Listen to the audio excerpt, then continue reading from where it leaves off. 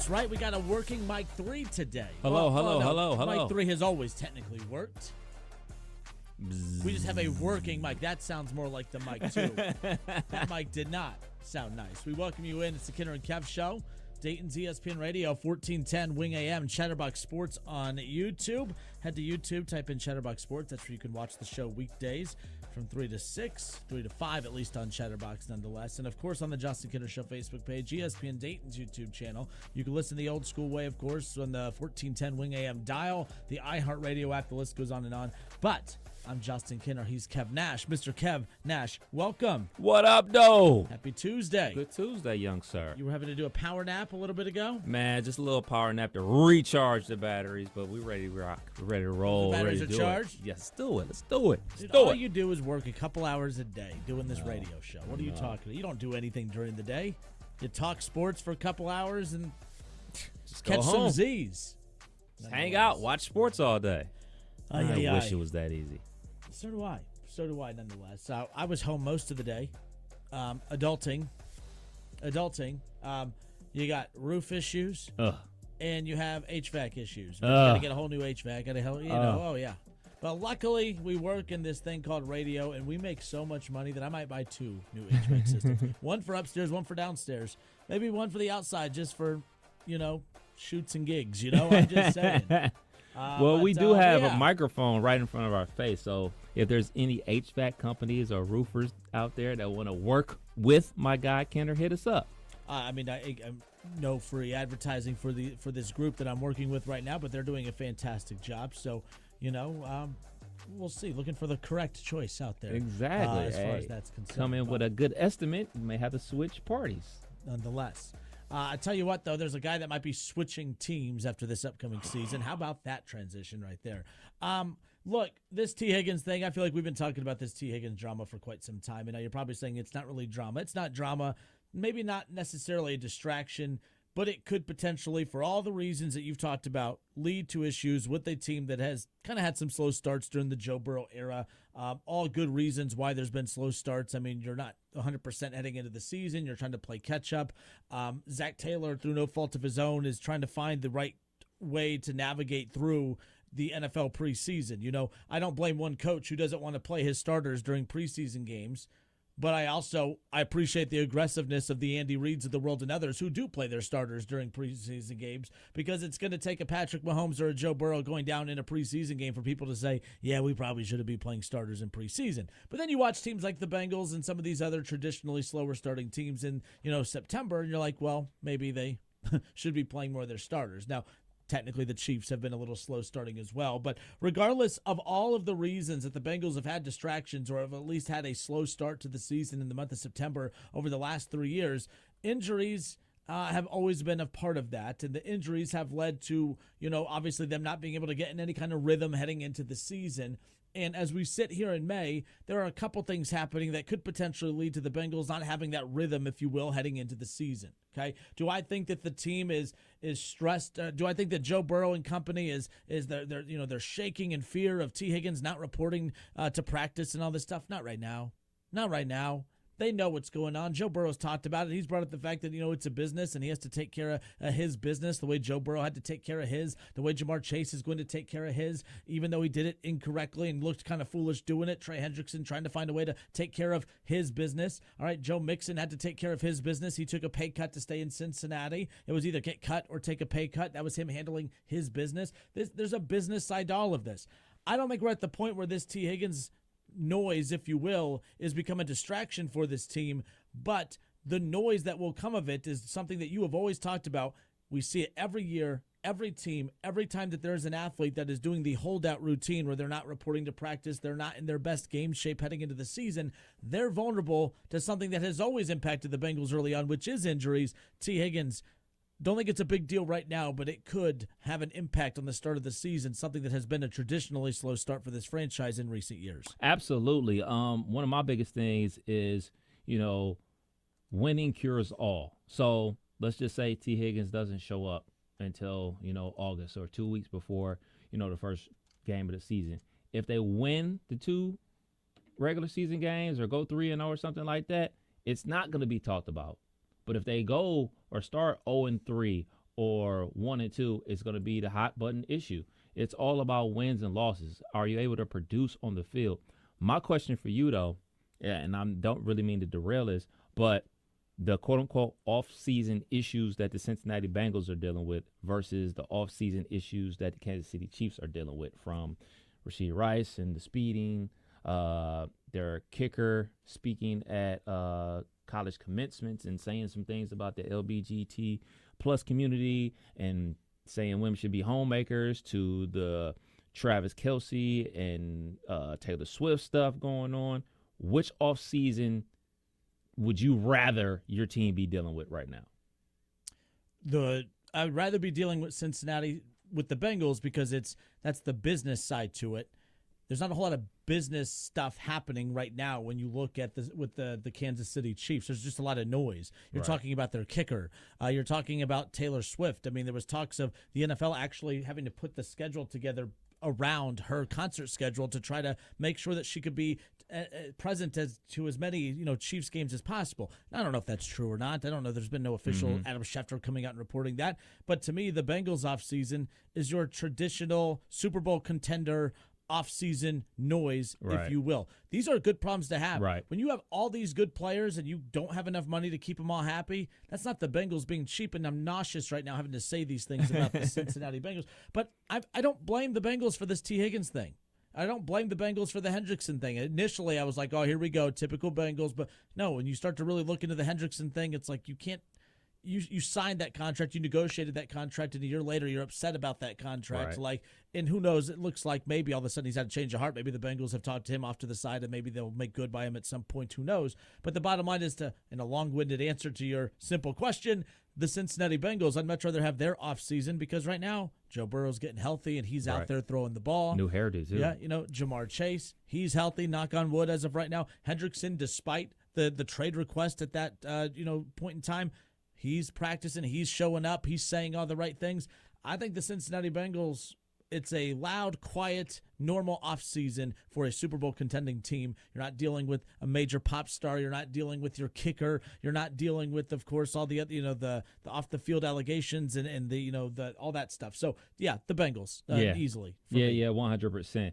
Another question I have for you: when is the last time a superstar player has got injured during the preseason game and missed basically an entire season? Can you think of somebody in recent memory? I cannot think of one. I mean, hell, Aaron Rodgers gets hurt on the very first drop back of week 1 of the regular season. That's as close to preseason as you can get right now. I can't think of one, but that's a good thing. Yeah. I mean, well, technically, no, this isn't you're talking superstar. What was it, Joseph Asai, who there was a lot of anticipation for his debut with the Bengals. I was a fan of that draft pick for them. He sacks Tom Brady on that first preseason play or whatever, and then ends up being out for the season after that. I think that was Asai. But either way, like that, but not like a superstar. Like we didn't lose a quarterback or a big name wide receiver. Now, maybe we're missing an obvious one. I just can't think of one off the top of my head. The only one that I could think of is Mike Vick, and that was probably in 2005. So you got to go back almost 2 decades. Where he broke his leg and he missed 13 games. That's the only one that comes to mind. Help us out in the chat. Can you think of anybody that's missed, a superstar player that's missed majority or all this season because of an injury during the preseason game? I know a lot of guys go down in preseason practice. shoot, everything that happened with Joe Burrow just started in preseason with the calf and then moving on to the wrist and everything like that. But in the actual preseason game, I really can only think of Michael Vick. Yeah. So again, we are live in the Chatterbox Sports on YouTube in the chat. If you want to chime in, I can't think of a significant. We're kind of overlapping topics here, but no, at the same time, like we talked earlier about all the reasons that have led to slow starts. We don't know. There's no scientific proof that teams who sit on their starters, that's exactly why you jump out to a slow start as far as that's concerned. But I would much rather my team be cautious with their starters than not. But at the same time, I would also be pissed if my team misses the playoff by a game or two because of slow September starts. But I don't think that's what I don't think it helps. I don't think the Bengals slow starts. I don't think that not playing starters in preseason, I don't think that helps. But again, much rather have my starters be ready to rock, not having an injury in a preseason game. Now, Joe Burrow's stuff has happened preseason technically, But, I mean, everything – this is May's preseason. This is before the season, right? Like, is this – when's preseason technically start? Isn't preseason still the end of last season? I mean, technically right now, in the month of May – anything that isn't week 1 through 18 is preseason, yeah, that's a good point. And as always, we're completely on the different side.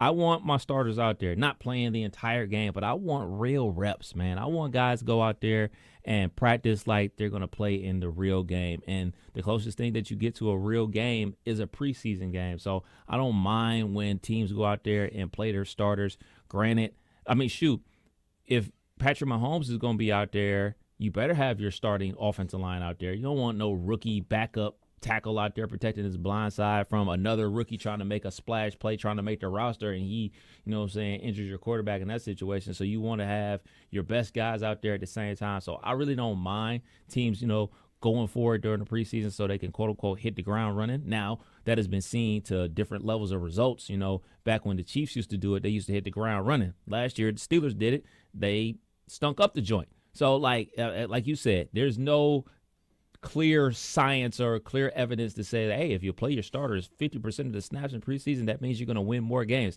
There is no science to it. I guess it's just a matter of preference. I also have a hard time believing that the one drive you play in preseason at half speed, just handing the ball off and maybe, all right, run deep and I'll lob it to you if you're open. If not, I'll throw it out of bounds and we make our way to the sideline and then we're done for the game. I don't know if that, like, to me, it's all about what you're doing in practice, too. Yeah. Again, we veered away from the T. Higgins conversation, but the thing is, nothing's really changed. Is anyone shocked by the T. Higgins stuff? No. I'm not. No. I'm not. And I actually don't think, this is one of the rare occasions where I don't think that there's a baby face and a villain. I don't think that there's a heel and you know what I mean? I don't think there's a bad guy. I don't think there's a good guy in this situation. The Bengals are doing what's best for them. They know they just paid Joe Burrow a ton of money. Okay? They know they're going to pay Jamar Chase a lot of money. There's just... no matter how hard you try to squeeze T. Higgins in, the puzzle piece will not fit. And it's not that they don't want him. He makes them better. There's no doubt about it. But it makes absolutely zero sense for the Cincinnati Bengals to try to work on an extension that they know is not going to help them. On the field, he'll help them, but it's not going to help them with Jamar Chase. Now, maybe the Bengals all of a sudden throw everybody off, and they're like, okay, we're going to sign T. Higgins to a major deal because he's going to be significantly cheaper than Jamar Chase, who has basically already said he's sitting back waiting for Justin Jefferson to reset the market because that's not what Jamar Chase is going to get paid. That's where the negotiation is going to start. Right. So at the end of the day, it's one of those situations where I've said this before, and I got a ton of heat for it. I didn't think it was that hot of a take. It's just good business to me. If T. Higgins is the number one receiver that everyone says he is, Jamar Chase is clearly better, no doubt about it. But if you can get T at 20 to 23, and it'll be more than 20, don't get me wrong. You get him at 23, 25 mil, or you're going to have to pay 35 mil a year to Jamar Chase. I think it makes way more business sense to have T. Higgins. If Joe Burrow's as good as you guys say he is, does he need Jamar Chase? He wants Jamar Chase. Patrick Mahomes didn't need Tyreek Hill. He wanted Tyreek Hill. They moved on from Tyreek Hill. They've won 2 straight Super Bowls without Tyreek Hill. But I'm sure he would want Tyreek Hill. Don't get me wrong. Like, he would want him. Joe Burrow wants T. Higgins. He wants Jamar Chase, but I'm not saying he doesn't need them. He wants them. He needs one of the two, all right? Because Patrick Mahomes, as we've talked about in the past, he didn't need Tyreek Hill, but he needed, obviously, a playmaker, and he has that in his tight end.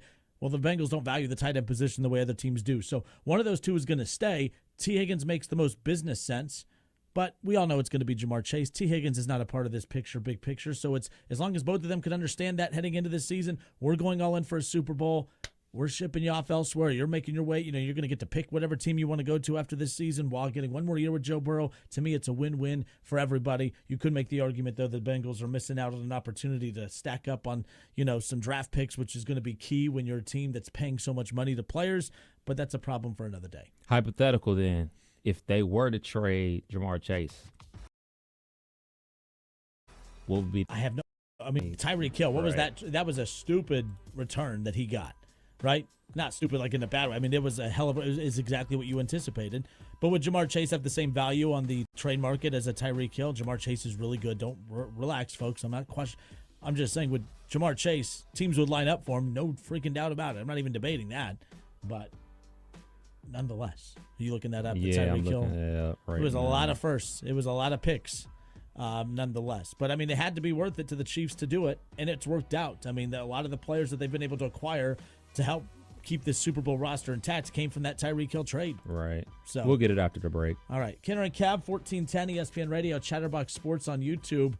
No, I don't have a problem with T. Higgins using the leverage that he has right now. I mean, right now, technically, he can't even show up. He's not even signed. He hasn't even signed the deal. I think they have to like July 15th or something like that, or June 15th. It's one of those two dates. This is not a problem. This is not a distraction. Kev made a great point. I didn't even think about that. Would you rather have the Bengals off season? Right now, everyone's trying to depict it as, oh my gosh, there's chaos there. Right. You have Trey Hendrickson who wants out. You have T. Higgins who wants out. Those are just football that's just things. Football. That's business. Look at the Chiefs. You have your pop star distraction and Taylor Swift. Okay, the Swifties and all this stuff. You also have your kicker who's gone viral for what he said over the weekend. You also have legal issues with your star wide receiver who does not shed a light on T. Higgins or Jamar Chase at that point. Is the juice worth the squeeze? Is he worth the noise? I don't know. But we'll pick up with this conversation when we come back. We have a lot to dive into. We'll get into some NBA stuff coming up around the corner. The Reds blame game. I had a chance to listen to Reed and some of the guys from Chatterbox earlier today on Off the Bench. Nick Kroll versus David Bell in the blame game. Who holds more weight? Who should be held more responsible for the Reds' struggles this season? We have that coming up around the corner. We got a lot. J.J. Redick is being drooled over by the Los Angeles Lakers, according to Shams and a couple reports. So we'll get to that coming up in just a little bit as well. Kenner and Cab 14. Oh, yeah, and Ohtani. Oh, yeah. There's another story that came out about a former Angels player that does link right back to Ohtani, and I have no clue how this is still not being talked about. Just like yesterday, I have no clue how people aren't talking about the Connor Stallions on the Central Michigan sideline stealing signs from a Big Ten opponent, how that's just kind of been brushed under the rug a little bit. Yeah, we got a busy show today. Oh, yeah, we still got to talk about Scott Schefter, right? Yeah, you weren't on the air for that one. No. So that was one of the wildest sports stories out there, nonetheless. Kenner and Cab, 1410 ESPN Radio, Chatterbox Sports on YouTube. We'll be right back. If you want to give the show a call, you could do so, by the way. 937-518-1410. 937-518-1410. That's the hotline. Give us a call.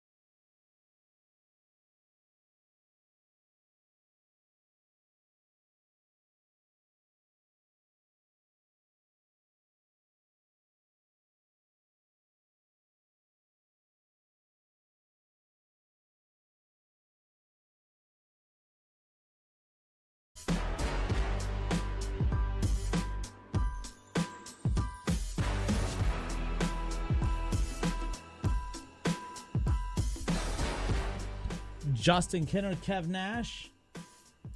It's the Kinner and Kev Show, 1410 ESPN Radio. We welcome you back. We're live on the Chatterbox Sports Network, 1410 Wing AM, of course, the Justin Kinner Show Facebook page, ESPN Dayton's YouTube channel, the iHeartRadio app. The list goes on and on and on. We appreciate you hanging out with us here on this Tuesday. I'm Justin Kinner. He's Kev Nash. Mr. Kev Nash, welcome. Segment number 2. What up, though? What up? We opened up the show, of course, T. Higgins. Everyone making such a big deal about that outside of the Cincinnati area. Everyone's looking to Bengals hater Kinner to spin it into something. I'm not there yet. Nothing to spin it into. Look, bottom line is he has $21.5 million guaranteed. Right. We know how this is going to go. Like, unless he's the first human being in the history of the world to say, you know what, keep your $21 million. I'm just going to sit this one out because you're not trading me? No. Look, the pros outweigh the cons. The cons are you risk a big-time injury without long-term security. But the pros are you got $21.5 million. The pros are you're, a main piece on a Super Bowl contending roster. The pros are you're, going to be catching passes from Joe Burrow, right? You're a Super Bowl contender. The pros totally outweigh the cons when it comes to this particular situation. However, there will be that athlete at some point that will lose it all in this situation, and it'll change the landscape of football moving forward. This is all preemptive stuff. Mm-hmm. But at some point, it's going to be we're not risking anything at all ever again. Like we came close with Dak. Mm-hmm. Dak had that big leg injury in that year of that basically the playing on the franchise tag, and everyone was like, "See, that's exactly what." Now it all worked out. He came back. He got paid. He returned to form by Dak standards, of course. Very, very good. Not elite. Still hard to find Dak-level quarterbacks in there. But this T. Higgins thing, I don't think it's a story. If we were doing one of them generic topics of story, not story, T. Higgins contract negotiations with the Bengals. Story, not story. Not a story. Not a story. Not a story because ultimately he's going to show up. He's going to show up not only because he has that contract for guaranteed for that $20 million, but they have a real legit chance of winning the Super Bowl. And guess what? If Joe Brady, if Joe Burrow is sound healthy, like a real Bengals fan now. If he's healthy, he's going to put up crazy numbers, and that's just going to make his price tag go up even more for whomever signs him the upcoming season. So he'll be there, and 9 times out of 10, he's going to ball. On the Justin Kinner Show Facebook page, Shaw said, didn't the cap go up 15% this year? I want to keep going up. I think Shaw's on hold. We'll get to him in a moment. But I think, we get that a lot when we're talking about contract disputes of, well, who cares? Teams should still pay him. The cap's going up. They have the room to do it and all this other stuff. The cap may be going up, but what's going to stay the same is the percentage of the pie. Like the quarterback is going to say, well, I'm only going to take 55, but even though the team now has 25 million more to spend, I'm just throwing out a random number, I'm still going to get my 55. Now they have 25 million more to spend. No, the quarterback's going to say, oh, you have 25 million more to spend? Well, then I want 65. I want more of that. I want the same percent of the original salary cap. I want the same percent of the additional salary cap. And that goes the same for wide receivers and running backs and defensive backs. That's why that doesn't change. That's never, teams talk about it to a certain extent. That maybe helps them on the smaller contracts on the back end. It gives them more money on the back end. But it doesn't ultimately help them sign multiple big names or extensions because of that. I don't think that's going to have an impact on this at all. I just think it's going to lead to these guys saying, hey, you have the money. I want more of that money. There you go. It's not going to help the Cincinnati Bengals, but it will help a team maybe like the Kansas City Chiefs where they have their quarterback already locked up into a long-term deal years ago. And that's why I always say it's better to pay them now than to sit and wait and end up ultimately paying more because other quarterbacks are going to get paid first, and then that price is going to go up. So we talked about it with Dak. We talked about it with Lamar. Like, oh, man, if you would have signed him, that first time, you could have saved yourself like $10, $15 million. But now you got to pay it to him because other people have gotten paid after him or before him. So now you have to make him higher paid than them. So the salary cap going up, yeah, it's going to work out for some teams, but everybody's salary caps restrictions aren't the same. Well, their restrictions are the same, but their caps aren't the same because everybody has different players. Like, we talk about the Pittsburgh Steelers. They're paying their quarterback room less money this year than what they were paying Kenny Pickett last year. So they got more, quote unquote, money to play with because their quarterbacks are costing them like a couple $1 million a year, as opposed to $6-7 million that it did, and $15 million and $20 million in years past when they had with Big Ben. So everybody's going to have that pie. It's just a matter of who's it going to. And in the case of the Cincinnati Bengals, they have yet to start to pay, their quarterback that new contract money. So, yeah, it's going up, but ultimately it's not going to help them. You mean the quarterback that's the highest paid quarterback in the history of the NFL that took a team-friendly discount like everyone told us was going to happen? What happened to that, by the way? What happened? What happened, Jamar Chase? I thought he cared about winning, which I'm here to tell you I do not think that he doesn't care about winning. But I remember when Jamar Chase was doing that, talking about that, I was like, ooh, that's not going to be good. You're going to look like a fool. And he looked like a fool. But, of course, Cincinnati media, they don't call them out for that because they fanboy media. That's what happens. But in the real market, they would have been called out for that. Just saying. Nonetheless, 518-1410, 518-1410. That's the number to call and jump in on the conversation. Mark Fetters in the Chatterbox chat says, pay T or trade him. Pay T or trade him. They're not going to pay him, and they're not going to trade him. I mean, they're basically just going all in for 1 year, right? Like, and I don't know what the right answer is here. Like, the Chiefs traded Tyreek Hill and got oh, by the way, you do have it. Yes, okay, I do. cool. So they got and this isn't a T. Higgins comp. This was the Jamar Chase comp. Right. This is a first-round pick, a second-round pick, 2 fourth-round picks, and a 6th-round pick. So 5 draft picks for Tyreek Hill. A first, a second, 2 fourth, and a 6th-round pick. So, and that's been huge for them as far as keeping that. And that's the thing, too. The Chiefs knew that was a big deal because so much money. And look, at the time, I think Patrick Mahomes was $45 million a year. I know that they're in talks to rebuild that contract to make him the highest paid quarterback in the NFL, to surpass all the QBs that have been paid as of late, and rightfully so. But at that time, it was, man, we have to load up on draft picks. And not only do we have to load up on draft picks, but we have to draft and draft well, and we have to develop. And we're not going to be able to go out and plug gaps financially. We have to do it internally because of the money that we have, kind of put out there with our quarterback. And that's where the Bengals are basically at right now. That's why in an off season where fans were yelling at us saying we have $70 million cap space and blah, blah, blah, and all this stuff, it was kind of an underwhelming off season. It wasn't as if they went out and just landed these big names, right? But kudos to the Bengals last year going out and getting, obviously the big offensive linemen, going out and getting some big names that way. They did. They took a lot of chances in the draft. They got some solid players in free agency, but they didn't go for any splash guys. They didn't go balls to the wall with their money as far as that's concerned, because a lot of that money they need for that rollover stuff, taking care of these bigger contracts when that time comes. But 518-1410, let's go to Jerry in Dayton. Jerry, thanks for holding. You are live, sir. Well, what's up, gentlemen? Hey. Curious, Kenner.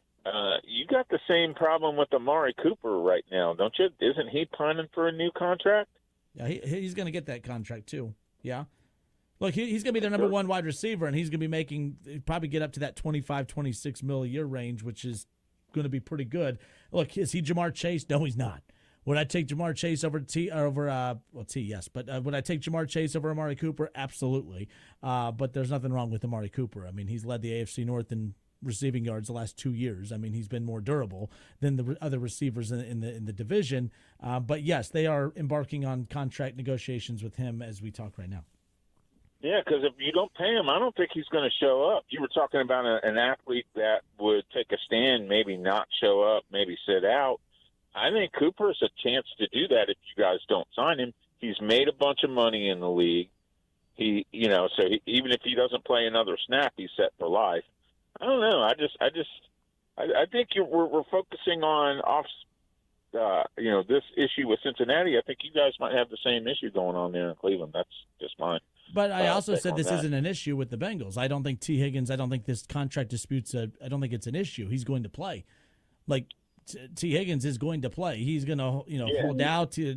I think right now contractually, technically, he hasn't signed anything, right, so he can't even participate in any of this stuff to begin with. So that doesn't matter. But no, I don't think this is an issue. I think that this is something that's being blown up to make it sound like the Bengals are having all these off the field or distractions. And man, it's been a hellacious offseason for the Bengals.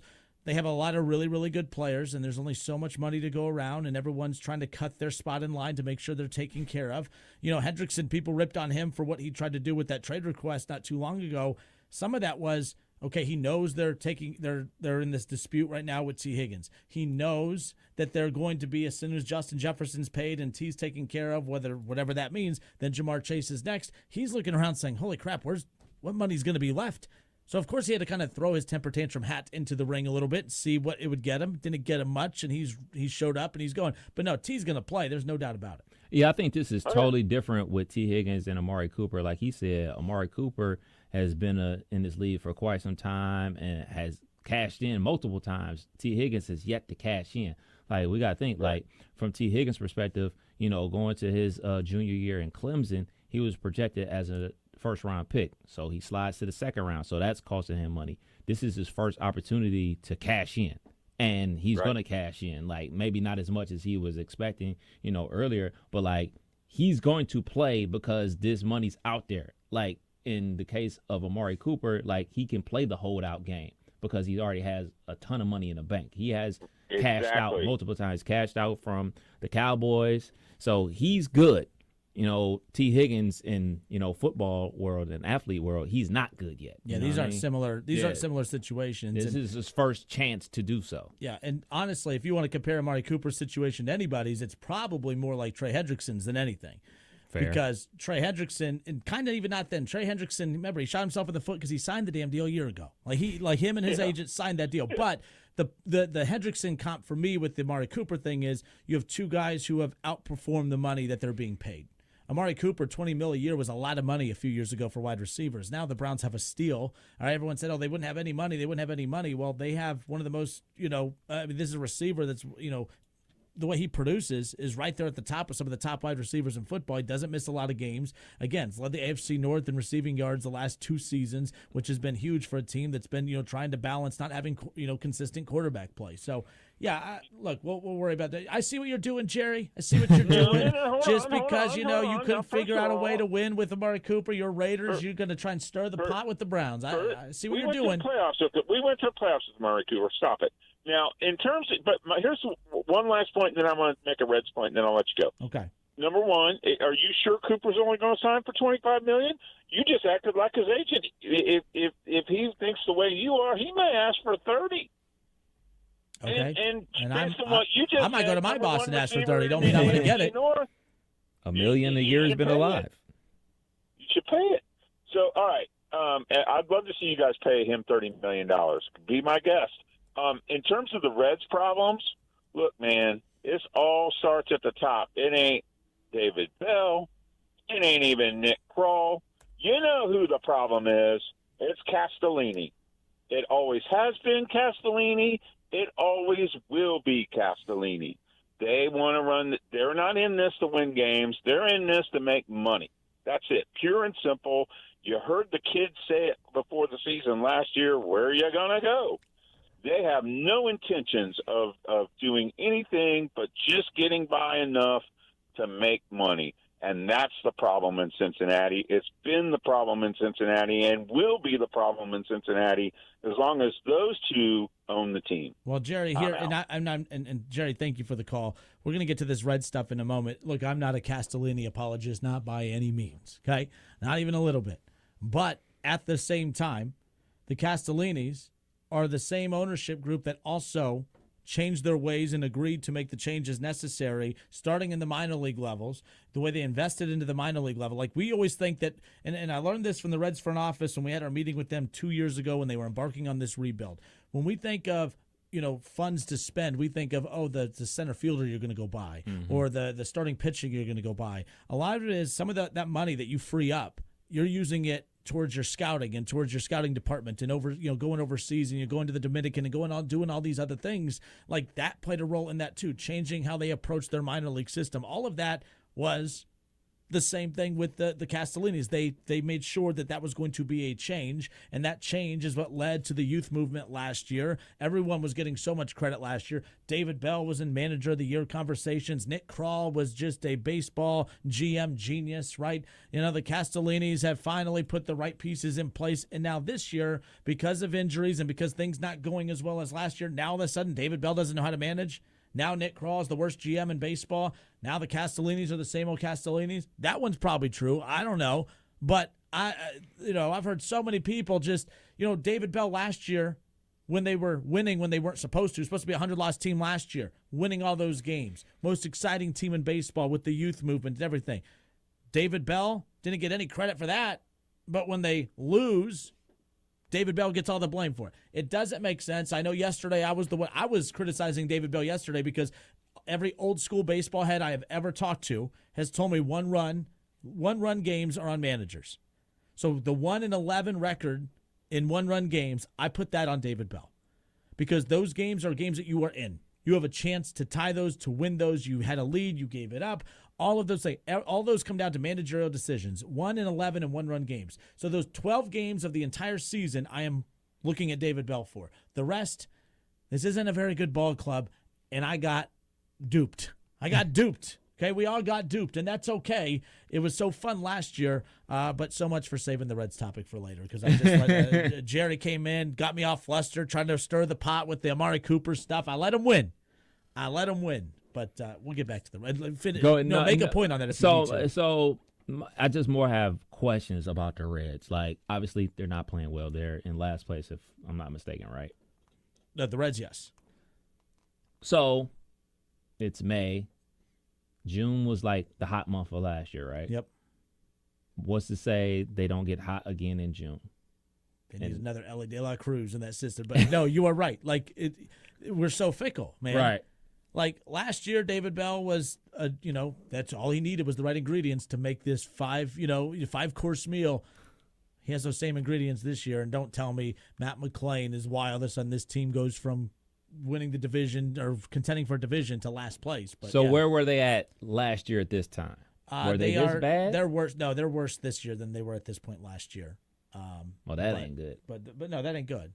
But so is what it is. And I can tell like Reds fans are getting uber frustrated. So when I listen to the guys, Chatterbox guys earlier in the show, like I can sense the frustration. I mean, obviously no game last night, but like the eagerness for the game tonight to get things rolling. I mean, obviously you want your teams to win, but like also like, just from a sports show perspective, I mean, we need them to win. We don't want this thing to be over with. I love list season more than other people on this show. But like, we don't want to start list season in May. And the reason we would start list season in May is because the baseball team isn't doing well. We need the baseball team to be doing well. And I always say this, keep us interested until the All-Star break. Keep us interested until the All-Star break. Hover around 2-3 until the All-Star break, and then whatever happens. That's long enough to get us to list season. That's long enough to get us to football and, all that type of stuff. So, like, for the Cincinnati Reds, this June is vital. Vital for them. It's vital for you and I. It's vital for the Chatterbox guys. I mean, I can only imagine what their Saturdays and Fridays and Sunday nights are going to be like when they have a 9 o'clock game versus the Padres or something like that, and they're sitting in last place. That can't be too much of a good time. I mean, it's only so long that you can continually bang on a bad product before like just like too much and it's too overwhelming, and then obviously people start to tune out, and we don't want you tuning out. Kenner and Cat, 1410 ESPN Radio. We are Dayton's radio home for Cincinnati Reds baseball. We got the Reds and the Padres coming up. 6:10 coverage begins, 6:40 first pitch.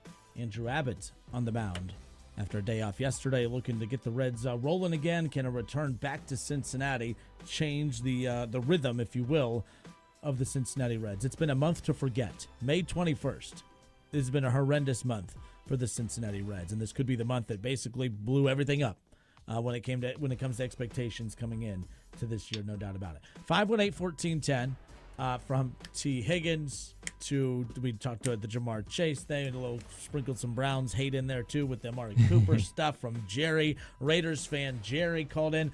Our guy Shaw, I wonder if he's calling in with an update about Connor Stallions, the biggest cheater in the world. I wonder if they've been out golfing together, him and Shaw. Connor Stallions and David Shaw just out golfing together, It's been a while since he's called in.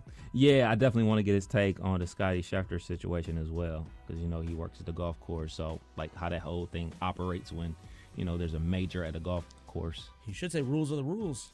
That's allegedly. The cop says stop, you stop. Allegedly. All right, I'm just saying. No. We got a lot more coming your way. Kenner and Cap, 1410 ESPN Radio, 937-518-1410. Give us a call.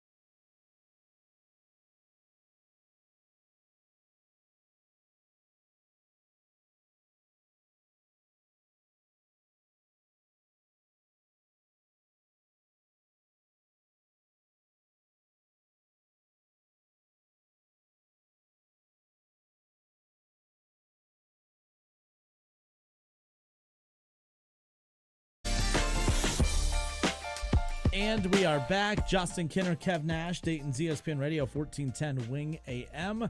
Chatterbox Sports on YouTube. Off and rolling here on a Tuesday. So coming up, starting this week at Nishwitz Stadium, Kev, the Horizon League Baseball Championships, of course. 6 straight years where Wright State has hosted this. 6 straight years where they have won the league. And, well, looking for another trip to the NCAA tournament. And, when you have look, we've talked about Wright State has the best baseball program in the state of Ohio. I mean, it's not a homer take. I mean, you look at all the guys that they continue to put in the majors. You look at Sean Murphy in the majors, obviously Peyton Burdick, who got traded from the Marlins or was picked up off waivers, I should say, from the Marlins, franchise over to the Reds or whatever. And you look at your Quincy Hamilton's about to be called up at some point. And, Jesse Schultz has, appeared in Major League Baseball. I mean, you look at just the continued dominance on the field in college, and then they're doing it with future pros at the same time. It's been pretty exciting, but they're going to be in action coming up this week. I got to do PA for all of these games coming up, starting Thursday, Friday, Saturday. By Friday, I'm a zombie. By Friday night, I'm a zombie. Saturday, check the weather for you, man. See, that's the worst part, too, is like these games get started late. There was one year where it snowed and rained, and it was cold and it was hot. It was just a typical day in Ohio. What you said Thursday, Friday, Saturday, Thursday, and Friday. Sunday? Technically, it starts tomorrow, but yeah, Thursday, Friday. Wright State doesn't play till Thursday at 11 a.m. 76. Thursday, Friday, Saturday. 79, 80, 74. You're good. Good. Not bad. Good. Not bad. Alex Sogard adds, coach for the Raiders, adds his 4th Horizon League Baseball Coach of the Year award to his mantle. Again, it's the most in program history. Wow. So, there you go. You look at, Jeff Mercer's won it many times. You go down, Greg Lovelady's won it many times. Cooper's won it many times. So that's pretty impressive for Sogard, who kind of he's been able to sustain it and continue just to keep it rolling and, have a chance to see them in action coming up this weekend. There you go. 518-1410. We've kind of thrown a lot at you here this hour. No doubt about it. We talked T. Higgins. We talked the Bengals. We somehow got into the Reds a little bit because Jerry threw me off. I was going to say us, but me, because, I derail the show quite often. So do I. Don't worry about it. It's all good. But let's go to, it's been a while. We got Mr. Shaw on hold. Shaw, thanks for holding. Welcome. How you doing, fellas? Good. Oh, where do we begin? I just golfed with Connor Stallions at the golf course, just letting you know. Did you give him some cheating tips, huh? No, he's made sure to tell me to give you the bird as usual. Always taking the high road, that Connor Stallions, Yeah, I mean it's just a bunch of crybaby nonsense as usual. But I moving hate on when to I some cheat. more, I get held accountable for it. Isn't that the worst? on to more important things. If only the NCAA would say that. They have, but anyhow, 47 games in, 19-28, 8 games back. -7 run differential, 18th in the Major League Baseball. Do we want to blame David Bell for all of that? No. I don't think that is fair to David Bell, but here's my issue with not giving David Bell any blame at all. Wasn't this organization, fan base, and Justin Kinner and every other radio host / writer for the Cincinnati Reds giving the beef to David Bell the 5 previous seasons before this one? So we're just going to act like everything he's doing now is gospel? Nah, it don't work that way. Kev, when did I say he was winning Manager of the Year? I haven't forgot. No, what? I never said he was winning Manager of the Year. And I didn't bash him last year because that was a team that was supposed to lose 100 games, and they did pretty damn good last year. And he was still doing things that were asinine and just made absolutely no sense. The same thing he's doing now. Same thing he was doing 2 years ago. Same things he was doing 3 years ago. But ultimately, my overall beef isn't even with David Bell. It's with Castellini, kind of like how Jerry said.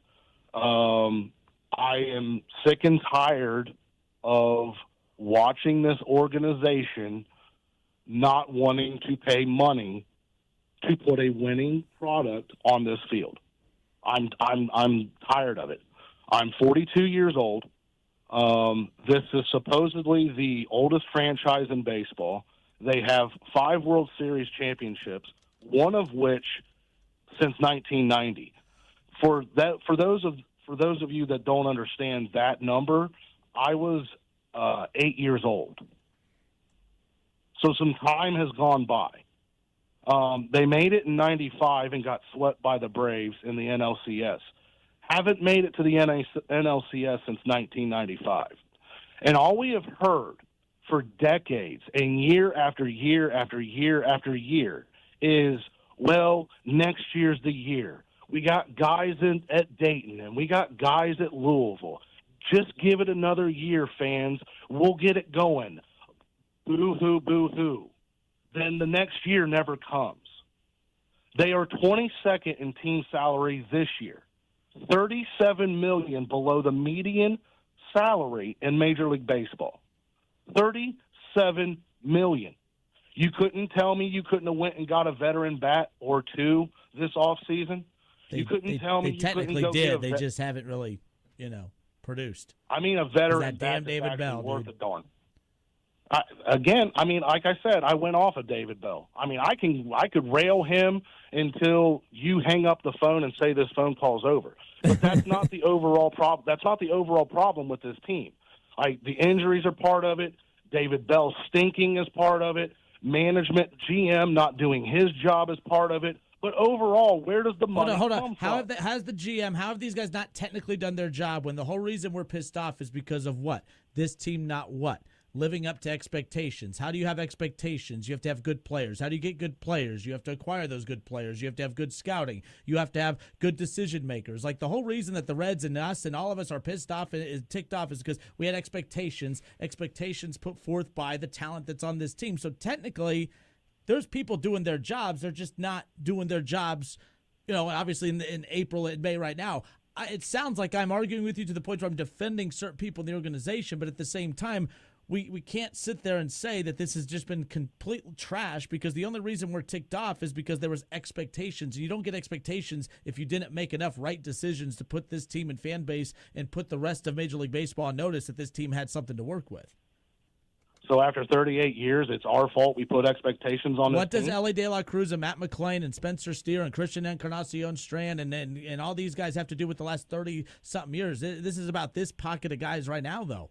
See, and that's I'm sorry, but that's the loser mentality we get from Cincinnati all the not. time. If you look at the Cincinnati Bengals, they were a joke team. of the NFL for the longest time. They get Joe Burrow and bam, now all of a sudden they're one of the most respected franchises in the NFL. And it's the same problem with the Bengals. But they had to hit on the right guys, and now they're doing it. No, they're not. They're not spending any money, and you've already said this all season, who's not spending they didn't money? go get the running backs. They didn't go get the offensive line. They went and got some offensive linemen, but they didn't get the defensive linemen that they need. Like, all of this window dressing is going to come out and come full in September and October when they don't have a running game and they don't have a defense that's going to stop anybody. So don't come at this like they've done something magical for the Cincinnati Bengals when they haven't. They do the same thing the Reds do, and the Reds do the same thing the Bengals do. They don't spend any money. So, Shaw, yeah. So the I was gonna say the Bengals. Reds are 24th in spending this year, and it's 30 teams in MLB. Where would you like them to be? Top 15, top 10 in spending? At least in the upper half.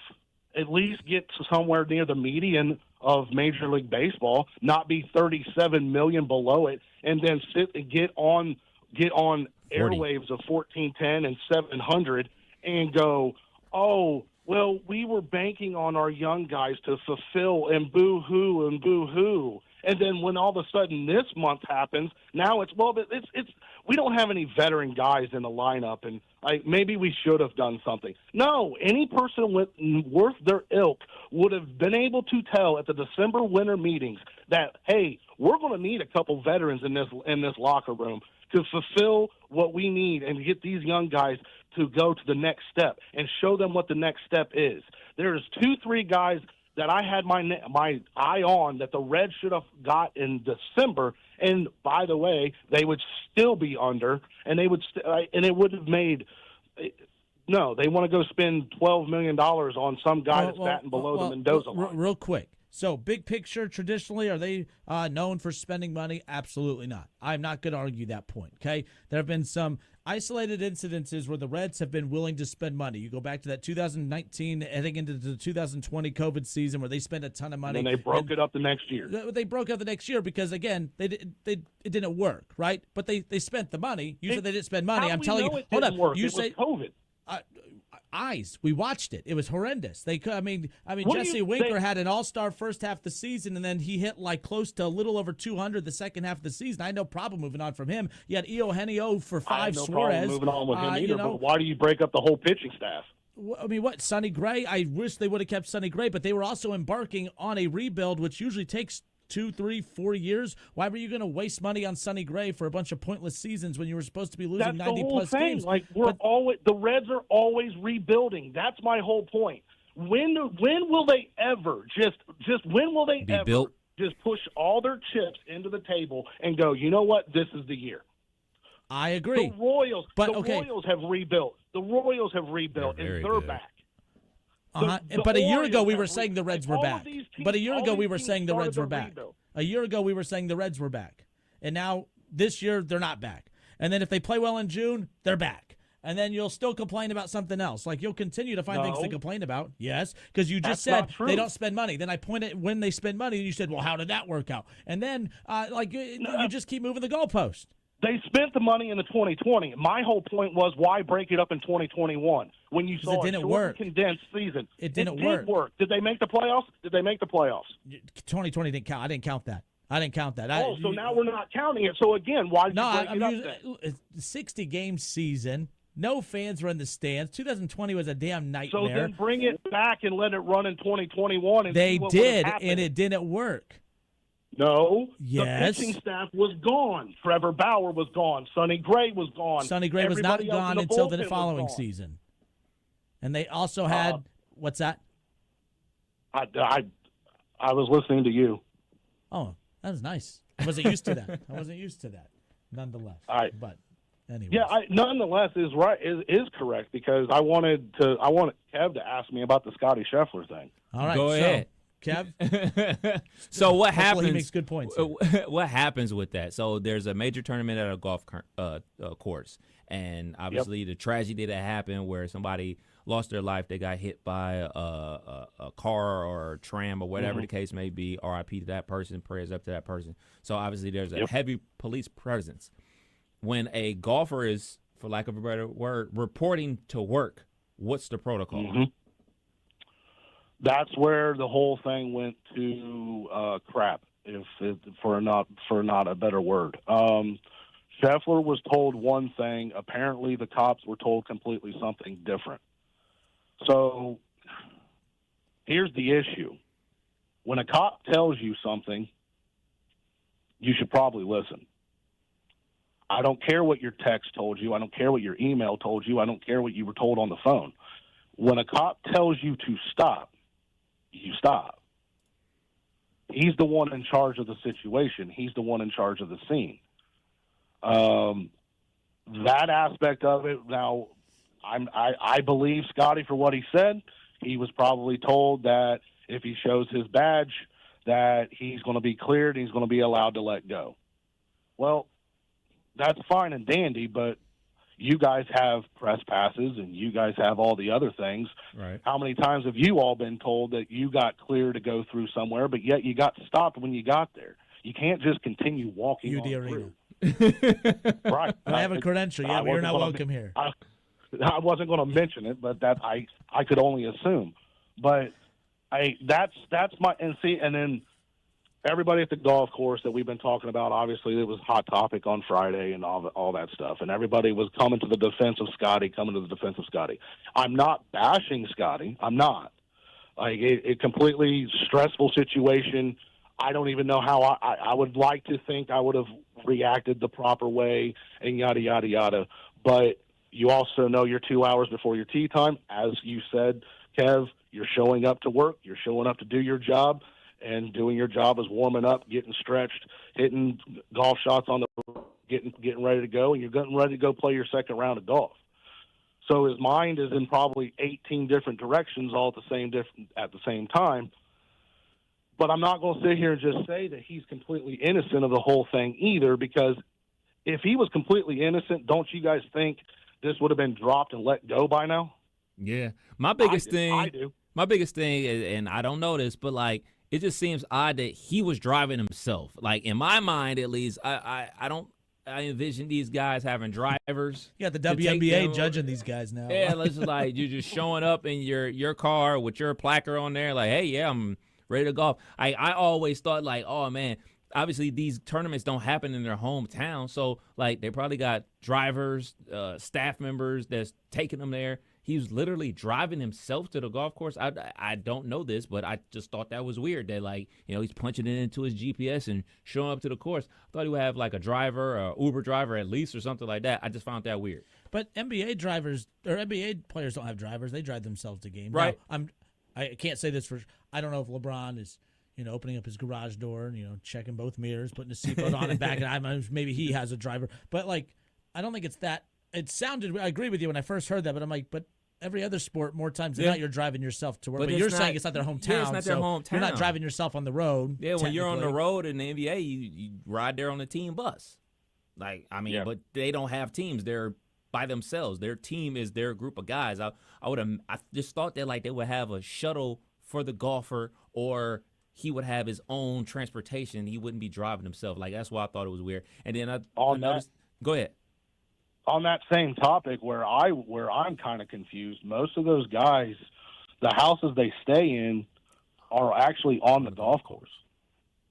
They get verboed or whatever, and they wind up staying on the golf course. So my question is, and obviously I didn't know where he stayed, so I don't know, but if he was on the golf course, why couldn't, like, a golf cart just came and picked him up? Well, it was raining, right? Right. I mean, I get it, but you're going to be out there playing for 5 hours, so I don't know, and that's my whole thing. But it's just, the cam video not being turned on, that one's sketchy to me. Just all the defense for Scotty saying that the cop is wrong and he didn't do any and Scotty didn't do anything. I can't get on that either. Was it the weirdest story that I've ever seen in a PGA golf? I mean, it's Tiger Woods-esque, but Tiger Woods didn't happen the week of a tournament. He happened the week of Thanksgiving, and that was mainly his wife and a marital dispute. So it was weird because it was 3 hours before his tee time. Like, me and you aren't getting out of jail. Right. I'm glad you brought that point up. He was booked. He was put in jail. They put him in the orange jumpsuit, the whole nine, had my guy looking like a tangerine, put the picture out there to the general public. But he still made it back to the golf course in time. Amazing. Yeah. And the funny part about that is we were just talking about that. How'd he get there? He got drove. Bingo. Somebody called in a favor. Right. The whole thing, just all of it, when you add it all up together as one whole big picture, it just doesn't make sense to me. And I don't get it. Like, I know probably yesterday, I mean, even starting Friday, but definitely yesterday since the tournament was over, there was all kinds of questions and like a whole discussion going on between golf course, Louisville PD, and there was probably a lot of stuff going on behind the scenes wondering how the ball got dropped on that so badly. That's the biggest thing, because like all of that stuff is like the months out. Like, they were worried. They were doing security stuff for this thing back in October and November. Wow. And getting all that sealed up as it was coming through. And you're getting all the gates and you're getting all this stuff coming up. And I understand unforeseen circumstances and thoughts and prayers out to his family and all that. But I understand that's an unforeseen circumstance, but you can't tell me in the experiences I've been involved in with that stuff that those situations weren't talked about. Like, there wasn't some type of game plan or something for that, and knowing how that, and then the communication between the PD and the golf course staff and the golfers themselves. There was definitely a lack of communication somewhere, and that's how it got botched. And he was the only one to have that issue. And that's what makes it so like, wait, what is going on here? He's the only one that had this issue. I don't know, man. It's just super weird. I just don't know what to make of it. I mean, there's not a lot of breaking news that happens on a Friday at like 7:30 in the morning. So like to watch all the ESPN people on radio and on TV scramble around, because ESPN in the morning that time of day, they're recapping what happened the night before. They're previewing what's going to happen in sports that night. But they're breaking news as it happens. You got reporters with videos. You got the police saying he's going to jail. I was texting Kenner like, yo, should we go Facebook Live and talk about this? This seems like a pretty crazy situation. It was wild. Right. Yeah, nobody saw this coming, not even Connor Stallions. No. Connor Stallions is in the college football game. Did you guys know? Is he really? Wouldn't surprise me. He is. Like they have a pre-snap thing on for the game. So if the Connor, it tells you to play that Stallions the other team's going to run. Shaw, buzz off. Yeah. Buzz off. You and your Connor Stallions. So get out of here, Shaw. Good hearing from you. Yep. Kind of. Guys, have a good one. Go Peace. Blue. Have a bad one. Ken and Kev, 1410 ESPN Radio. Chatterbox got their first taste of David Shaw now. Shawski. So there's that. Wild, man. Wild It's night not in even. golf. Yeah. It's the number one golfer in the world, okay? And number one golfer in the world shows up and gets arrested at a tournament. That would be like Sunday mornings. We're doing our Sunday morning show. You know how on CBS, all these channels, they'll have the QBs and the players walking into there. And imagine, like, oh, wait, stop. Joe Burrow's been arrested. Crazy. It's that level. It is that, like, because the more I thought about it, I'm like, it's a crazy story. But, like, the more you started thinking about it, LeBron getting arrested walking in to Crypto Arena for a playoff game, which would be pretty wild if he was actually walking into Arena for a playoff game right now.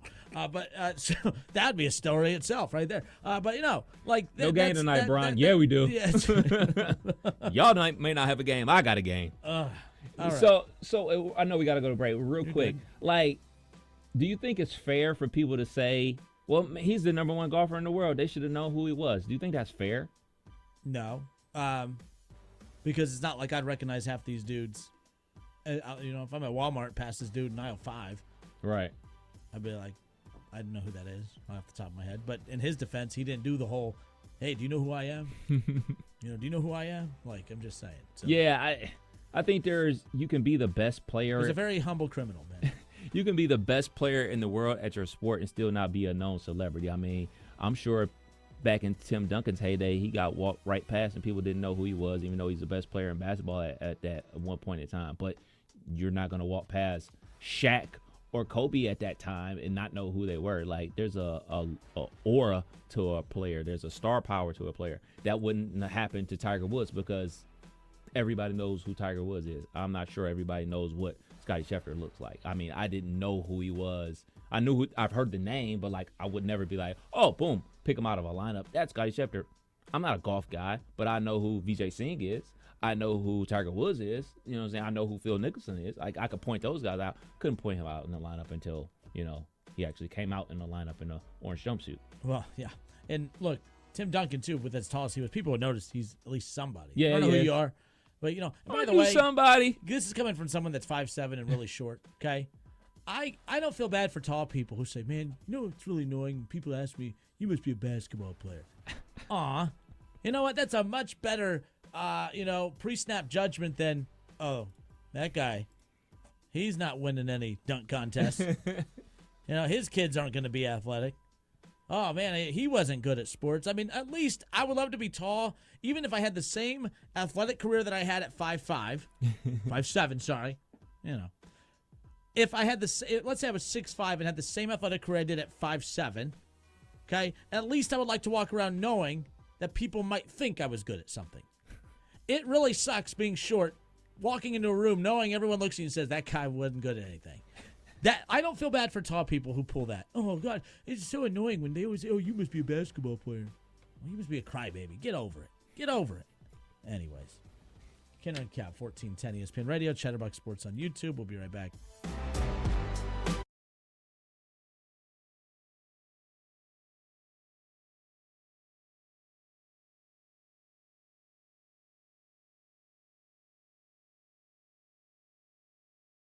Got a ticket. One guy didn't. The same two guys drove home. One guy wore his seatbelt. One guy didn't. One guy made it home. The guy not wearing his seatbelt didn't. Don't risk it. Click it or ticket. Paid for by NHTSA. Lee's Famous Recipe Chicken has the best fast food fried chicken. Sure, it sounds like an opinion, till you hear that USA Today readers said the same thing. Get a taste of it with the Famous Favorites Variety Box. Available at a great low price. With 5 hand-breaded strips and 5 pieces of crispy golden bone-in chicken, it's perfect for feeding your whole crew. Only at Lee's, famous for chicken. QC Kinetics provided amazing pain relief for a former professional baseball player, and you have access to the same life-changing treatments as retired Braves pitcher Jose Alvarez. I put a lot of stress and strain and work on my right arm, but my right elbow took most of the damage with 3 surgeries. Arthritis developed, and the pain was unbearable. It wasn't just pain when I was trying to play sports. It was anytime I was moving the right elbow. It was pretty excruciating at times. That's when Jose discovered QC Kinetics and the regenerative treatments that help the body heal itself, restoring damaged tissue and providing relief with no surgery or downtime. Jose's message to the medical professionals at QC Kinetics? My elbow is feeling outstanding. Where were you 10 years ago, for crying out loud? QC Kinetics is right here. Call for your complimentary consultation. Call QC Kinetics, 937-936-0325. That's 937-936-0325. QC Kinetics, 937-936-0325. Save big money on your kitchen project at Menards. We carry everything you need to turn your kitchen dreams into reality. Renovate your space with new cabinets from Cardell. They're ready to install and come in a variety of styles. Visit our kitchen showrooms in-store or go to menards.com for free design estimates today. And don't forget to check out our weekly flyer for all of our hot deals going on now. Save big money at Menards. Did you know that looking at the world from a new perspective might make sense, but not when you're in your car? Make sure your vehicle's up to date, including your tires, so you don't end up looking at things upside down. Come see us at Carol Wirtz Tire. Bald can be beautiful, but not when it comes to your tires. Low, or worse, no tread on your tires is dangerous. It makes it harder for your vehicle to stop, leaving you prone to accidents. Come see us at Carol Wirtz Tire. Urology Specialists of Ohio are here for you. Men, your good health is important to them. Their knowledge of specific male anatomy, prostate issues, and how to help in your healing is their main focus. Urology Specialists of Ohio are now accepting new patients at all locations: Beaver Creek, Springfield, Urbana, Xenia, and London. They have been in practice for over 20 years with over 80 years of experience between 5 physicians. Call today. They can schedule your appointment in a timely manner with little wait time. Online at urologyspecialistofohio.com.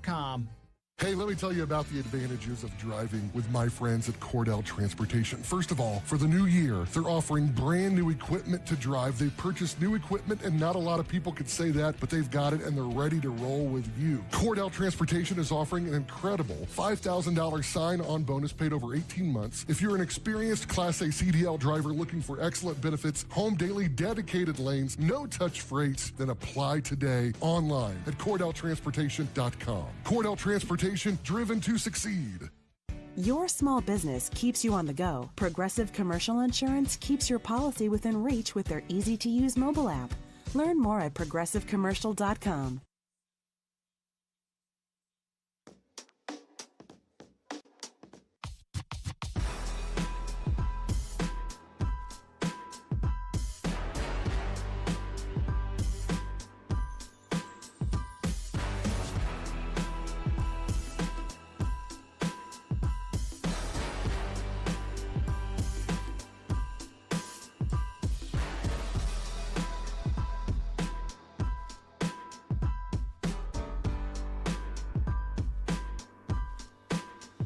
And we are back. Justin Kinner, Kev Nash, Dayton's ESPN Radio, 1410 Wing AM, Chatterbox Sports on YouTube.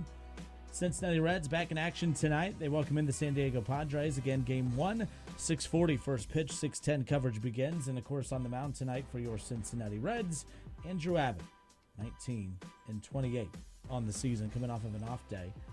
So I couldn't remember what the Reds' record was a year ago around this time, and I thought someone answered it in the chat. Let me go back and find it.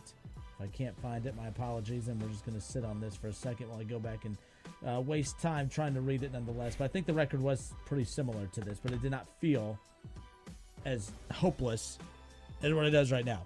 Look, so I felt like I was talking out of both sides of my mouth in that argument with Shaw. I think we were both agreeing on things, but at the same time, not like big picture, the Cincinnati Reds have been a joke of an organization. I ain't going to deny that. I'm not going to argue that. I, of course, know that. But at the same time, what is the reason that we're all super pissed right now? Is because there was expectations. This was a team that was supposed to win the division. Okay?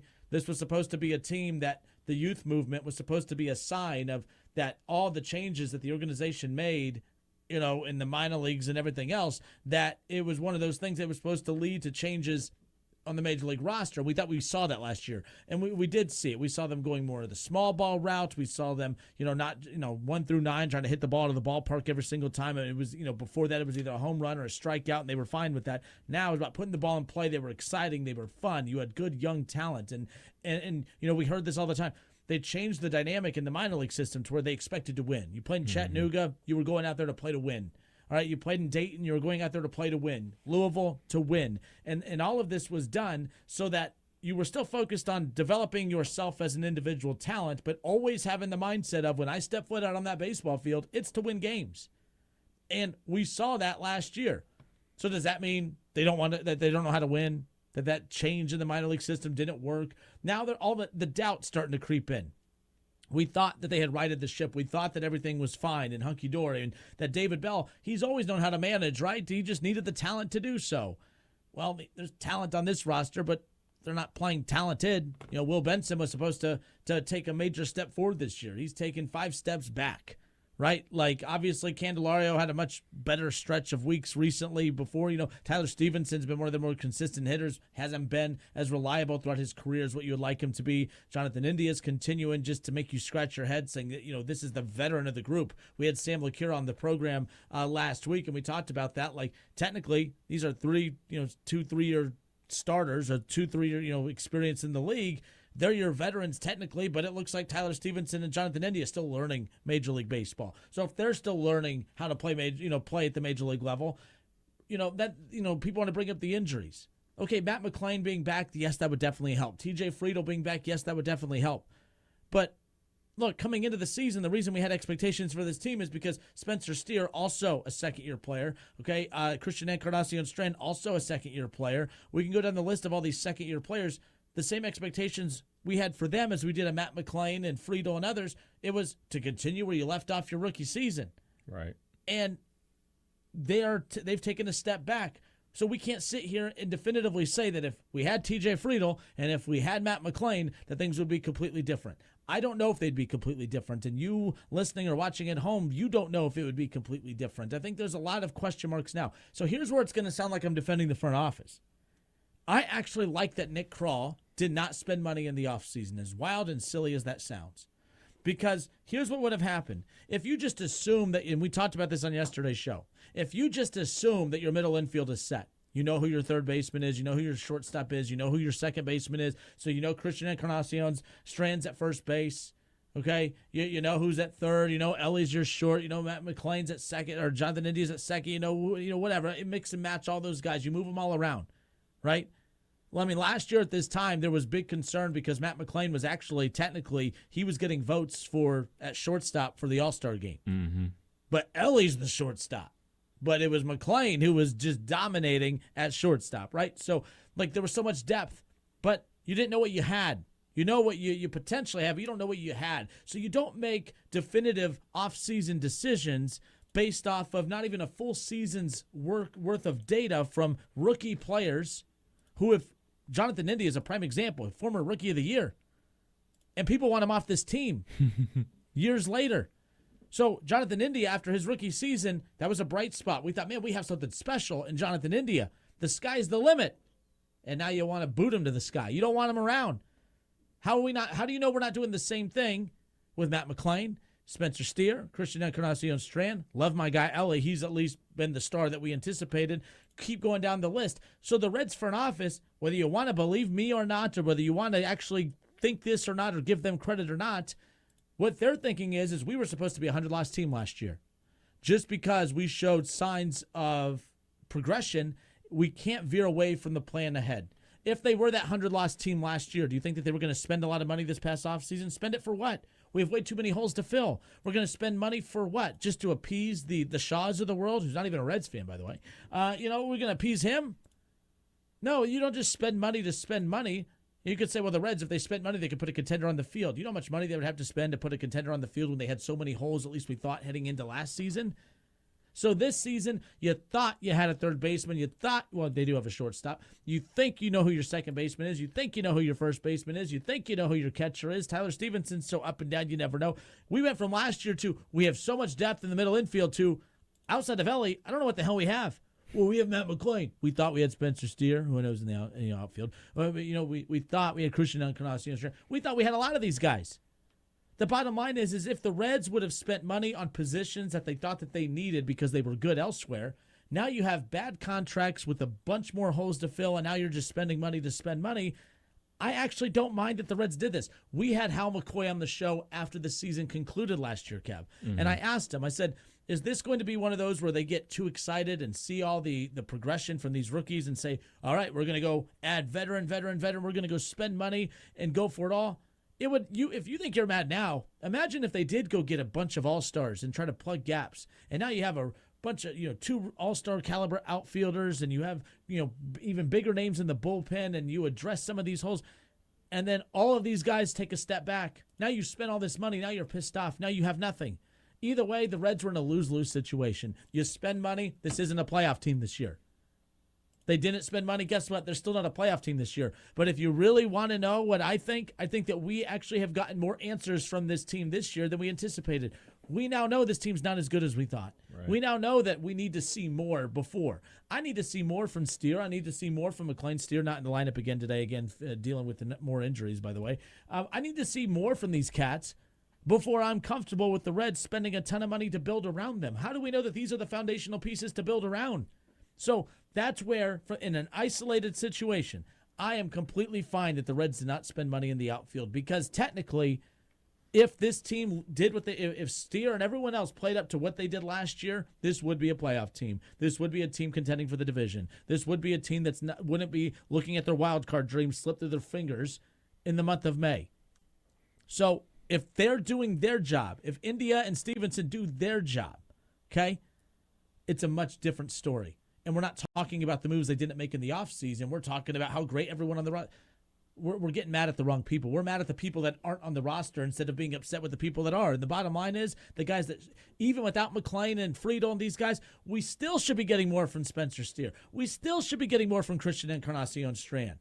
We still should be getting more from Jonathan India and Tyler Stevenson. Like, we're mad at all the wrong people. And I'm not saying to hate and bury these guys by any means. But these guys are to blame. The players on the field are to blame, and not in an aggressive way, but they need to be held accountable too. You are lazy as a mofo if you say David Bell's why Christian Encarnacion Strand isn't taking those steps forward.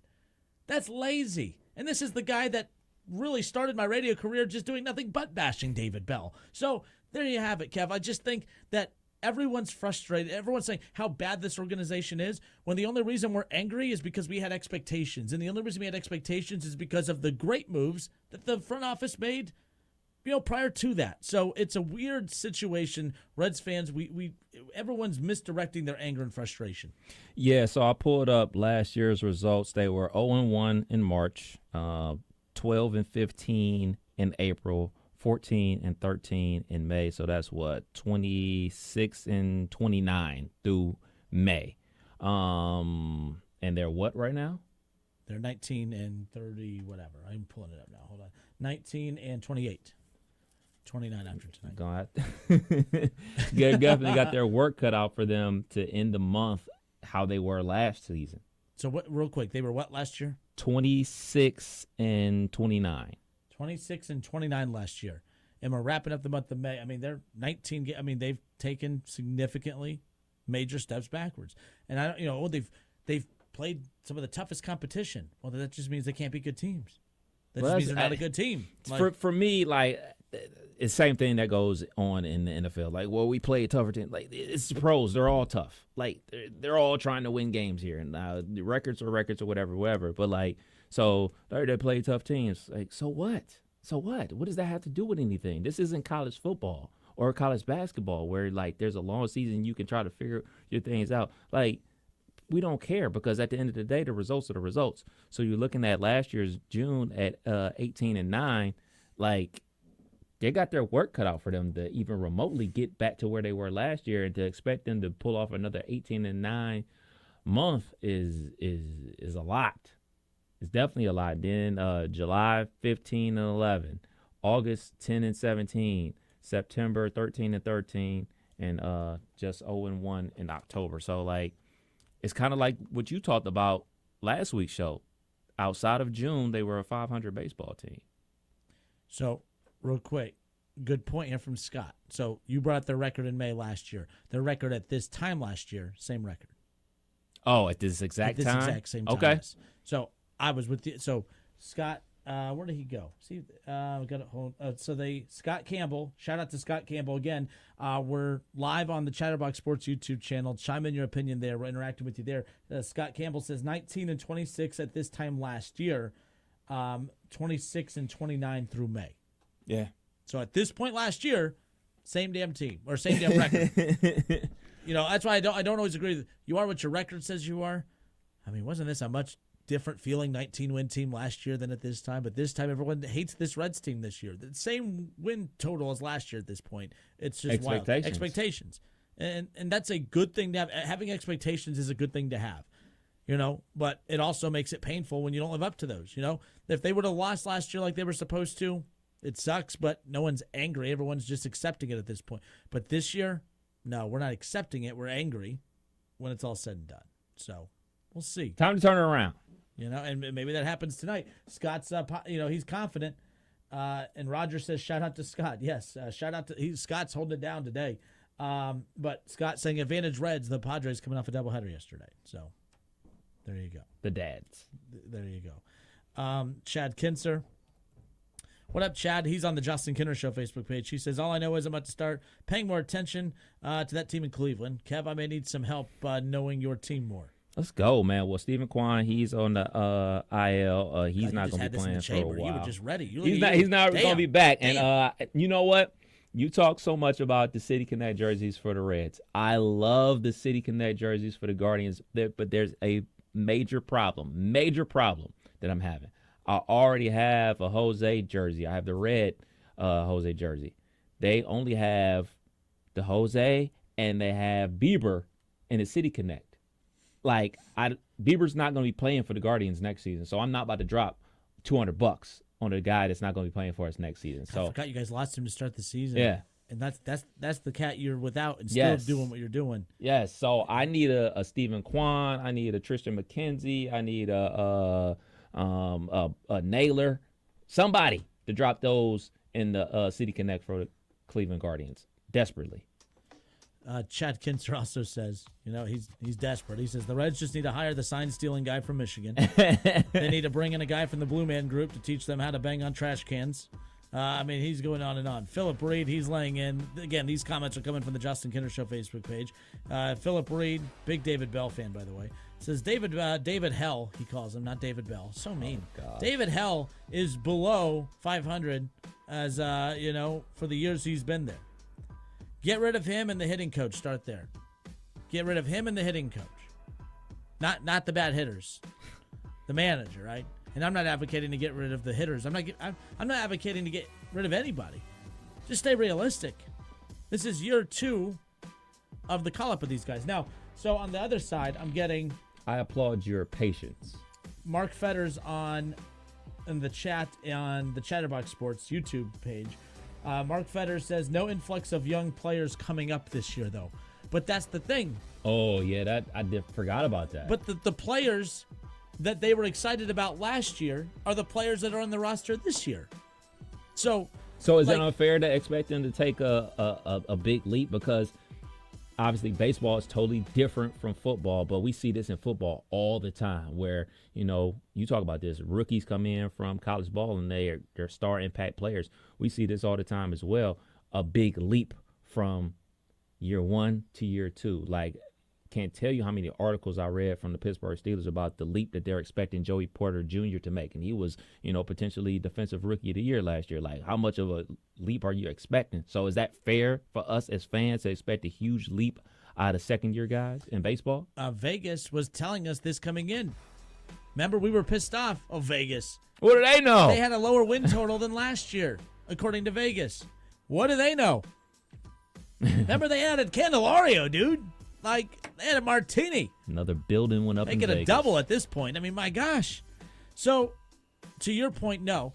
And this is why, when I had Ben Verlander on, when I had Tim Kirkshin on, when we had any baseball guy on the show, I kept asking, I kept saying, is it fair to be a little skeptical due to so many rookie players last year heading into their second year? We saw it with Jonathan India the second year.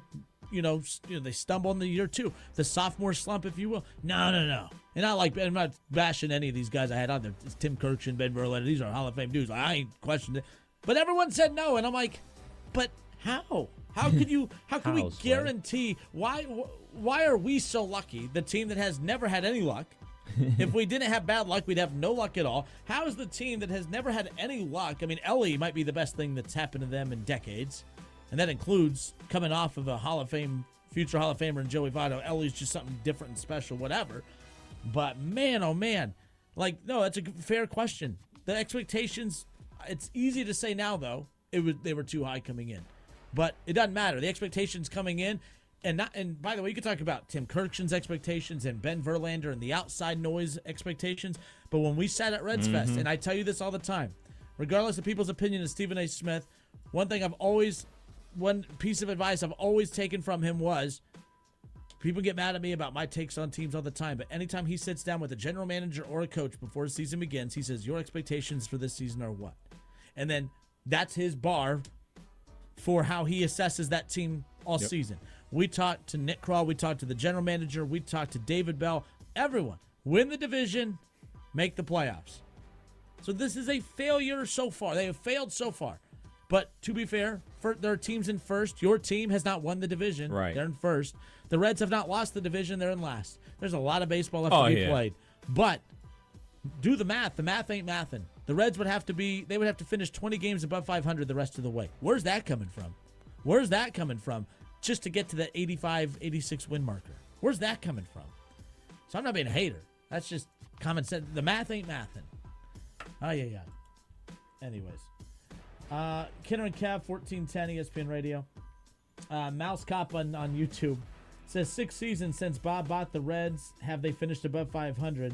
3 of those have been Bell, but he gets all the fans' frustration since 2006.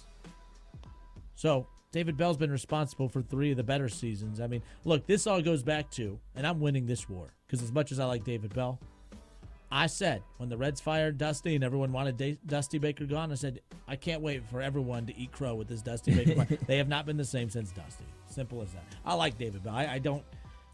I've changed my tune on David Bell. I've just realized that the way baseball's managed today, the manager has less and less to do with the game today than it ever has. So he didn't get all this was Sam LeCure's point when he was on the show last week. When they were winning last year, no one said, man, David's killing it with this group. It's, man, Ellie and Christian Eckert, Matt McClain, Christian Eckert, Spencer Steer. And then when these guys start regressing, it's, what the hell, Bell? Like, it's wild. It's like the head coach quarterback in the NFL. When you win, you get all the praise, you get all the hate, you get all the blame, nonetheless. Kenner and Cap, 1410 ESPN Radio, Chatterbox Sports on YouTube. Nonetheless, we'll be right back. Nonetheless, Shaw. Ugh. Yeah. Ron Howard says, go Browns. Hey, by the way, Ron did make it funny a little bit ago. Hold on, where to go? Ron. When we talked about Scheffler not having a driver, Ron's like, yes, he did. He had a driver. Kentucky State Police. Whatever, Ron. We're gone. We'll be right back.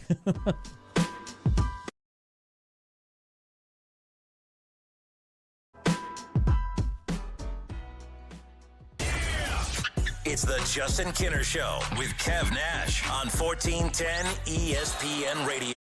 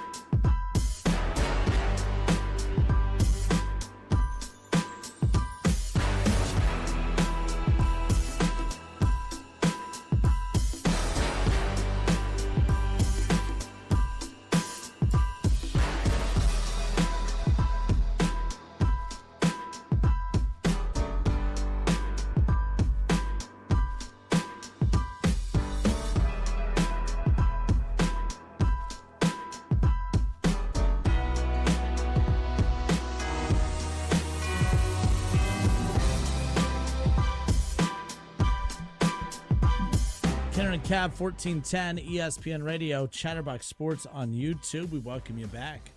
Happy Tuesday. So, interesting, Kev. Major League Baseball is officially investigating gambling allegations against Ohtani's close friend and longtime teammate.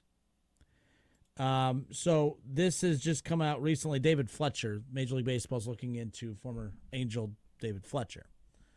And, you know, earlier you were talking about the Shohei Ohtani thing. I'm very surprised. Like, I thought when this stuff broke before the season, I thought it was going to be big-time news. And it felt like it for a very short amount of time, and then it just kind of went away. And you could say, oh, that his name's been cleared and all this stuff, this, that, and the other. But, I mean, I think we are all, where there's smoke, there's fire kind of people, right? And there's just no way that there are this many coincidences, okay? So the fallout from, and this comes from Front Office Sports, by the way, and so it says the fallout from Matthew Boyer's alleged illegal bookmaking operation isn't quite over for Major League Baseball. The league said Monday that it has opened an official investigation into gambling allegations surrounding David Fletcher, who is a former Angels player and close friend of Shohei Ohtani, who is now in the minor leagues.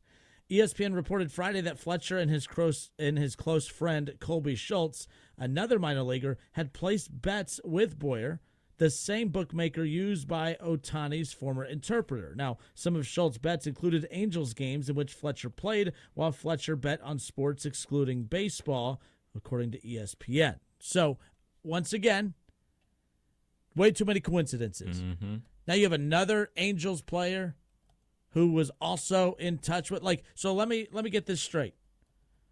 So, Ohtani's interpreter was... this guy was placing the same bets with this guy. Like, there was no rumblings behind this teammate of Ohtani's who's supposed to be a close friend wasn't saying, hey, by the way, maybe he couldn't. Maybe he needed the interpreter there to pass along that message. I have no clue. Okay, I have no idea. No really idea. But look, I'm not losing sleep over this by any means, but I am just surprised at what makes a headline and what doesn't. What makes a story take off the way. This had the face of Major League Baseball. And where there's smoke, there's fire, but nothing to see here, folks. Nothing to see here. But maybe this is done by design, to be honest with you. I think this just has everything to do with it's Major League Baseball and not football. Like, the guys that got caught using betting apps like Jamison Williams from the Lions. Yep. That got more burn. Calvin Ridley, when he used the apps, he got suspended for a year, right? Yep. That got more burn than this has got. I think it's as simple as we say we care about baseball. We care about our teams in baseball, but overall we care about football way more. Like, if this was a football player, this would be all over the place. If this was a basketball player, it would be all over the place. I think that this just shows that baseball is just a lower tier sport that we just, it's on in the background. We really don't care about because, this hasn't been a big deal. Hasn't been a big deal on the networks. It hasn't really been a big deal on social media all like that. I mean, if this was happening in football, there would be memes. And I know people don't care about memes and think, memes are just jokes. Yeah, they're jokes, but they're jokes because people care and people find it interesting and if it's going to create a buzz.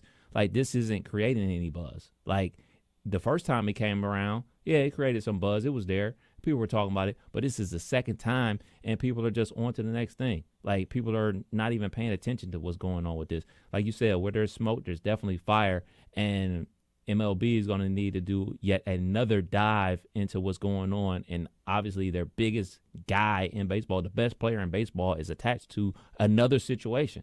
That's not good. So, now with this, too, you talk about the NFL. Calvin Ridley, he was a very, very good wide receiver, still very good, but a big-name wide receiver that was a perfect pawn for the NFL to get the attention of everybody. Mm-hmm. We're going to suspend him for a year. Yep. Calvin Ridley's suspended for a year. I mean, that was such a huge deal. That was big time, right? So then, a great year for the Falcons. I mean, keep in mind, Julio Jones was at the top of the mountain, right? And then this Calvin Ridley dude was all of a sudden kind of surpassing him a bit. And then Calvin Ridley's out for the year, and then he gets traded to the Jaguars, and then all this stuff happened. But it was like the NFL could use Calvin Ridley to get everyone's attention. Like, hey, we're suspending him for the year. Whoa, that's big. That's a big name, right? Look at the NBA. the brother of, why am I forgetting his name? Porter. Michael Porter Jr. Porter Jr. So his brother, yeah. That's not a big name, but also it is one of those things where basketball, like when you heard how he was going about altering the same game parlays, the in-game parlays using, his numbers or, whatever, oh, I'm sick this game or, the rebounding numbers, the points coming up short, all this fun stuff. Like that's interesting too, because I had to go look. I had no clue who the hell Fletcher was. Right. I think that goes to your point. Again, we're talking about minor league players. There's another minor league player. Now, they're friends with Shohei Ohtani, this, that, and the other. But, yeah, I'm very surprised that this still is not being talked about as much as the others. But we'll see. We'll see. And keep in mind, I don't think it's because baseball's not as popular as the other two. Banging on trash cans dominated the news cycle for months, almost a year, right? Like, that was a big deal. The sticky tack on baseballs dominated the headlines for months when teams were cheating using that, right? Like, so, and I've said this before, scandals make baseball mainstream. I said, every time baseball is mainstream, every time baseball is front and center, top of the page headline, is some kind of scandal. Whether it's a betting scandal, whether it's steroids, whether it's sticky tack, whether it's the trash can banging, sign stealing debacle, right? Like every time baseball is front and center, it's never for the right reasons. It wasn't for when I grew up, it was Barry Bonds' home run record, right? It was always the records that were being broken. It was always but baseball anymore, and it pains me because I love baseball, but if it doesn't bleed, it's not leading.